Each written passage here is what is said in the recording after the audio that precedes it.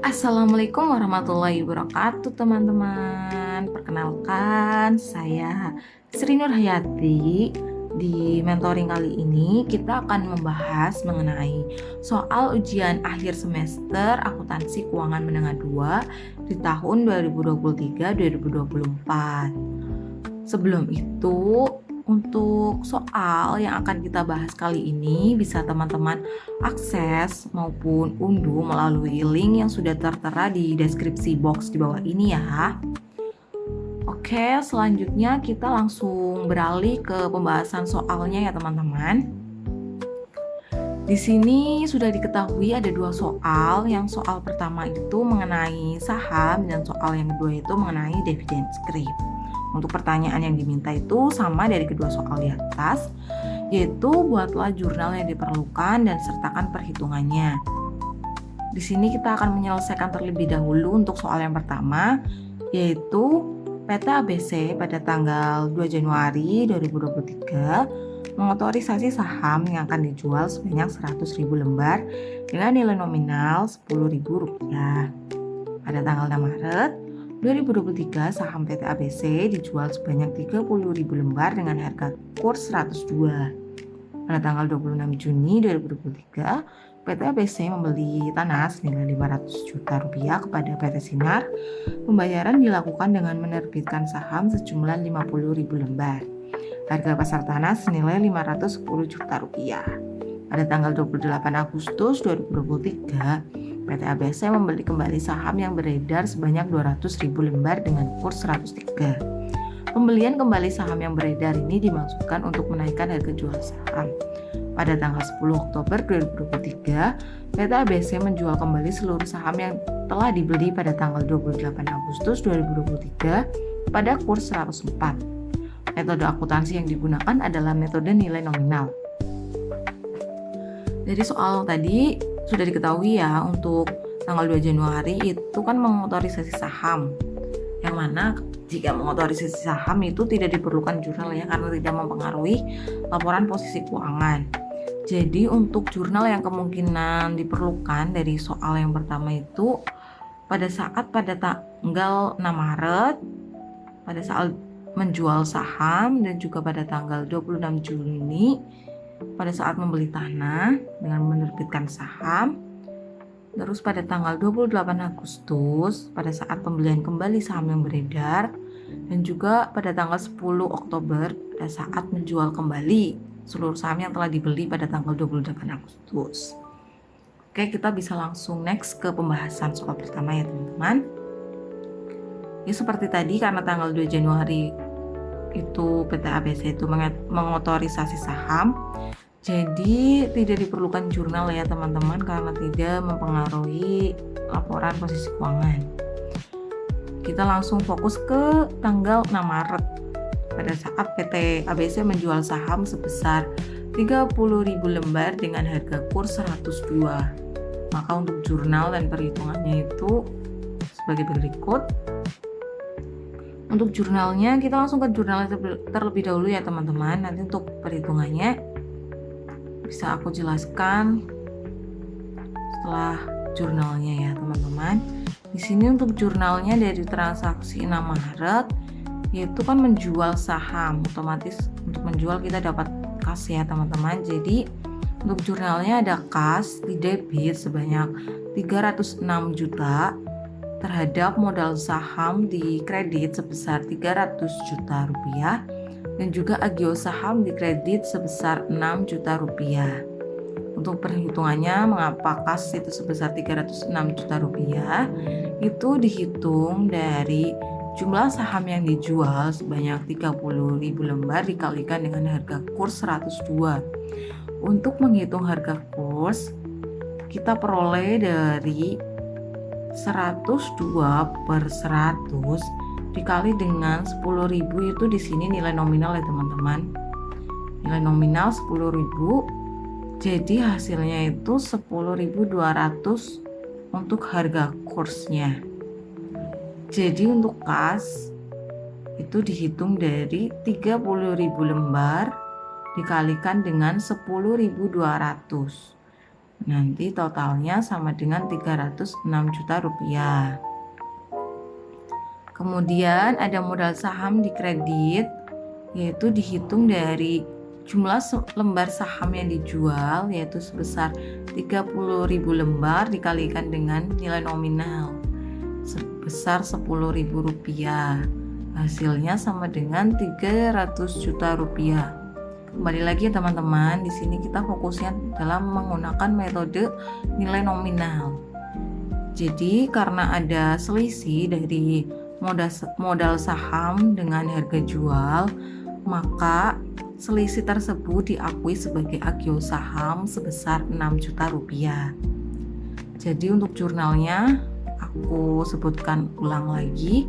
Untuk jurnalnya itu ada kas di debit sebesar 306 juta rupiah terhadap modal saham di kredit sebesar 300 juta rupiah dan juga agio saham di kredit sebesar 6 juta rupiah.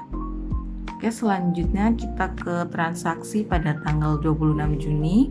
PT ABC membeli tanah kepada PT Siantar yaitu sebesar 500 juta rupiah dengan menerbitkan saham sebesar 50.000 lembar. Itu digunakan untuk membayar ya teman-teman. Dan harga pasar tanah sebesar 510 juta rupiah. Untuk perhitungan dan jurnalnya itu sebagai berikut. Di sini kita langsung ke jurnalnya terlebih dahulu ya teman-teman. Untuk jurnalnya itu ada tanah, karena kita membeli tanah otomatis tanah itu di debit karena tanah aset, bertambah di debit sebesar 500 juta rupiah terhadap modal saham di kredit sebesar 500 juta rupiah. Untuk tanah, mengapa tanah 500 juta rupiah? Karena di sini kan kita membeli tanah kepada PT Siantar nih sebesar 500 juta rupiah. Otomatis tanahnya itu bernilai 500 juta rupiah. Dan pembayarannya itu menggunakan saham yang diterbitkan sebanyak 50 lembar saham. Jadi untuk modal sahamnya itu sama dengan 50.000 lembar dikali dengan nilai nominalnya itu yang di awal 10.000 rupiah. Jadi hasilnya 500 juta rupiah.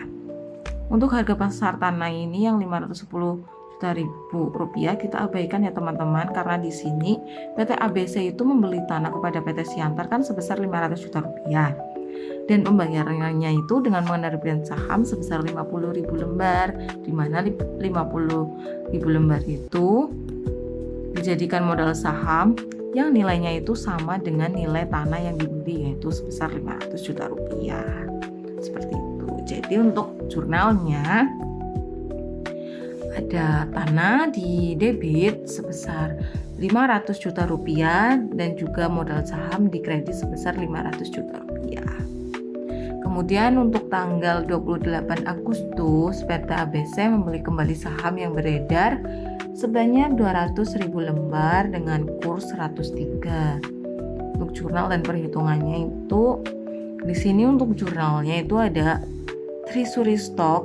Di sini TS itu sama dengan treasury stock ya teman-teman, karena kita membeli kembali saham yang beredar, otomatis itu treasury stock itu senilai 2 miliar di debit dan juga ada agio saham di debit sebesar 40 juta rupiah dan kemudian ada laba yang ditahan di debit sebesar 20 juta rupiah, kemudian ada kas di kredit sebesar 2 miliar 60 juta rupiah.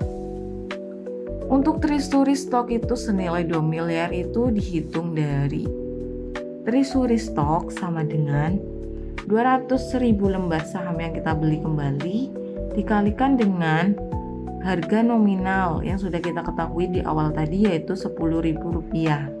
Jadi hasilnya 2 miliar. Kemudian karena kita membeli, otomatis kita mengeluarkan uang yaitu atau mengeluarkan kas. Untuk menghitung kasnya itu dihitung dari lembar saham yang kita beli sebanyak 200.000 lembar dikali dengan harga kurs. Untuk menghitung harga kurs itu seperti rumus yang tadi di awal ya teman-teman, yaitu 103/100 dikalikan dengan nilai nominalnya itu Rp10.000. Jadi nanti untuk hasil akhirnya itu 10.300 ya untuk harga kursnya. Yang kemudian kita kalikan dengan saham yang kita beli kembali, yaitu sebesar 200.000 lembar dikali dengan 10.300. Jadi untuk kasnya senilai 2.060.000.000. Seperti itu. Karena harga kursnya itu tadi 10.300, dan dimana nilai nominalnya itu adalah 10.000. Jadi kan di sini ada selisih ya teman-teman. Nah, selisih ini diakui sebagai agio. Dan untuk agio itu kan kalau bertambah itu di debit. Kalau agio bertambah itu di kredit. Karena ini berkurang kan lebih tinggi pada saat kita membeli ya teman-teman. Harga nominalnya itu lebih kecil daripada harga waktu kita beli. Jadi agio diakui di debit sebesar Rp40.000.000 dan juga laba yang ditahan sebesar Rp20.000.000. Selanjutnya kita ke tanggal 10 Oktober, PT ABC menjual seluruh saham yang telah dibeli pada tanggal 28 Agustus pada kurs 104. Untuk jurnalnya itu sama sebenarnya sama yang tadi itu pada tanggal 28 Agustus. Di sini jurnalnya itu ada kas. Karena kita menjual ya, otomatis kita akan memperoleh kas. Kas bertambah di debit sebesar 2.080.000.000 terhadap treasury stock di kredit senilai 2 miliar dan juga agio saham senilai Rp80.000.000 di kredit. Untuk kasnya itu kita peroleh dari saham yang kita jual, yaitu 200.000 lembar saham ya, karena pada tanggal 28 Agustus kita akan membeli 200.000 lembar saham ya. Otomatis 200.000 lembar dikali dengan 104. Kursnya itu 104. Untuk menghitung kurs kita sama. Untuk menghitung harga kursnya kita hitung dulu, harga kursnya itu 104/100 dikali dengan nilai nominalnya itu 10.000. Jadi nanti harga kursnya itu senilai 10.400. Yang kemudian K sama dengan 200.000 dikali dengan 10.400, yaitu senilai 2.080.000.000. Di sini treasury stock pada saat kita membeli itu kan senilai 2 miliar ya teman-teman. Karena ada selisih dari treasury stocknya itu dengan pada saat kita menjual, kayak harga waktu kita membelikan tadi pada tanggal 28 Agustus kan itu harga kursnya 10.300. Dan pada saat kita menjual itu harga kursnya itu 10.400. Otomatis kan di sini ada selisih ya teman-teman. Nah, selisih ini kita akui sebagai agio di kredit karena agio saham itu kalau bertambah di kredit. Itu kembali lagi ke jurnalnya ya teman-teman. Jadi jurnalnya itu ada kas di debit sebesar 2.080.000.000, kemudian di kredit ada treasury stock senilai 2 miliar dan juga agio saham senilai Rp80.000.000 di kredit. Ya, ini untuk pembahasan soal yang pertama ya teman-teman. Oke, kita langsung beralih ke pembahasan soal yang kedua mengenai dividen scrip. Pada tanggal 31 Desember 2023, PT ABC mengumumkan laba sebesar 200 miliar. PT ABC mengadakan RUPS atau Rapat Umum Pemegang Saham pada tanggal 5 Januari 2023. Dan dikarenakan PT ABC tidak memiliki kas yang cukup untuk dibagikan sebagai dividen, maka direksi mengumumkan untuk membagikan dividen dalam bentuk dividen scrip sebesar 75 juta. Dividen scrip akan diberikan pada tanggal 15 Januari 2024. Rekap terhadap pemegang saham PT ABC akan dilakukan sampai dengan tanggal 10 Januari 2024. Dividen scrip ini berbunga 12% dan akan jatuh tempo 4 bulan kemudian. Ya, di sini kita langsung fokus kepada tanggal 5 Januari ya, pada saat akan pengumuman pembagian dividen dan juga pada saat dividen diberikan, dan juga jatuh tempo yaitu dibagikan itu pada tanggal 15 Januari 2024 ya teman-teman.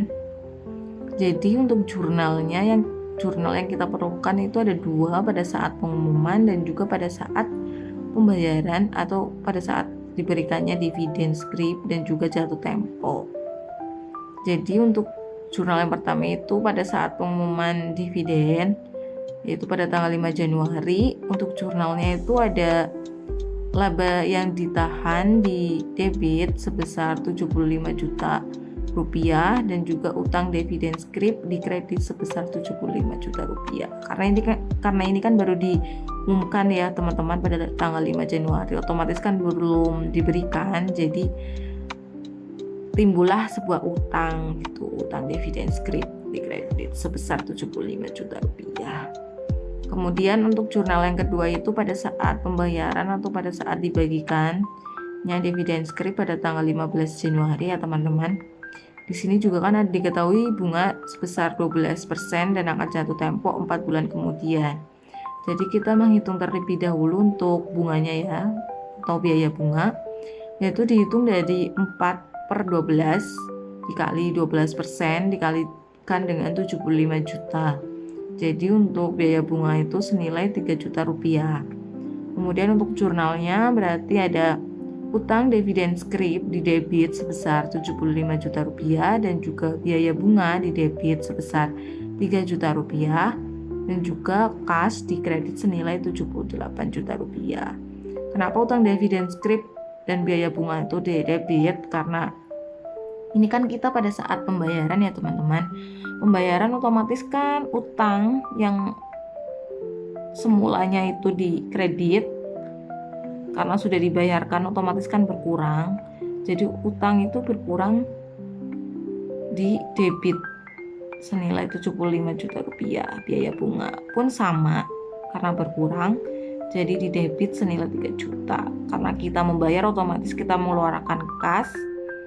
Jadi kas berkurang di kredit senilai 78 juta rupiah. Jadi untuk soal kedua ini ada 2 jurnal ya teman-teman, pada saat pengumuman dan juga pada saat pembayaran atau pada saat dibagikan dan juga jatuh tempo. Ya, sekian pembahasan soal ujian akhir semester akuntansi keuangan menengah 2. Semoga apa yang udah aku sampaikan itu bermanfaat dan juga bisa diterima oleh teman-teman semua dan bisa